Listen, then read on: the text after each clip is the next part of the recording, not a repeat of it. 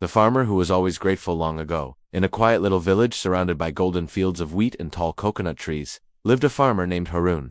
He was not the richest man in the village, nor did he own the largest farm. His house was small, his clothes were simple, and his tools were old. But everyone who met Haroon said the same thing. He is the happiest man we know. Why? Because Haroon had one special quality: he was always grateful. A farmer different from others. While other farmers often complained about the weather, the soil, or the harvest, Haroon would always smile and say, "Thank you, God, for whatever you give me." If it rained too much, he would say, "The water will make the ground rich." If the sun burned hot, he would say, "The crops will ripen well." If his harvest was small, he would say, "At least I have food to eat today." The villagers sometimes shook their heads at him. "How can you be grateful when life is so hard?" they would ask. Haroon would simply reply, "Gratitude makes my heart light. Complaints make it heavy." The test of a storm one year, dark clouds gathered, and a great storm struck the village. The winds tore roofs off houses, the rains flooded the fields, and many crops were destroyed. Farmers cried in despair. "All our hard work is gone," they shouted. When they visited Haroon, they found his small hut damaged and his field half underwater. Surely, they thought, this time he would complain. But Haroon was calmly repairing the roof of his hut with his son. "Haroon," they said, "you have lost as much as we have. Aren't you angry?" Haroon smiled. "The storm has taken much, yes. But look, my family is safe, my hands are strong, and I can rebuild. For that, I am grateful." His words spread hope among the villagers, and they too found courage to repair what was broken. The gift of seeds. A few weeks later, a traveling merchant passed through the village. Seeing the farmers struggling, he offered to sell seeds, but the price was very high. Many farmers could not afford them. Haroon, however, greeted the merchant with respect and kindness. "I have little money, but I thank you for bringing these seeds. May you be blessed."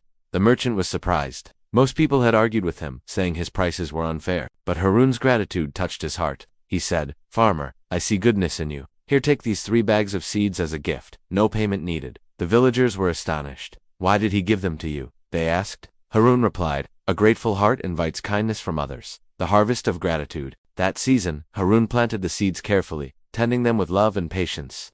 His fields grew greener and stronger than ever before. When harvest time came, his crops were so plentiful that he had enough not only for his family but also to share with others. Instead of keeping everything for himself, Haroon gave away bags of grain to neighbors who had lost their harvest. "Take this," he said. "Gratitude grows when we share." The villagers were deeply moved. "We complained, and we suffered," they realized. But Haroon was grateful, and blessings followed him.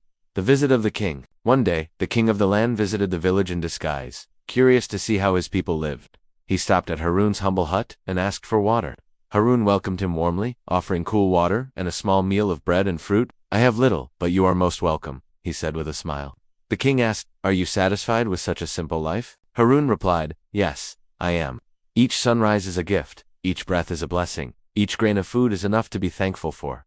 The king was amazed. When he revealed his true identity, he rewarded Haroon with a new plow, strong oxen, and a small piece of extra land. "Your gratitude has made you rich in spirit," the king said, "and such a heart deserves to be rewarded." The village learns gratitude. From that day on, the villagers began to change. Instead of always complaining about what they lacked, they remembered Haroon's example. They thanked the earth for its crops, the rain for its water, and even the smallest blessings in life.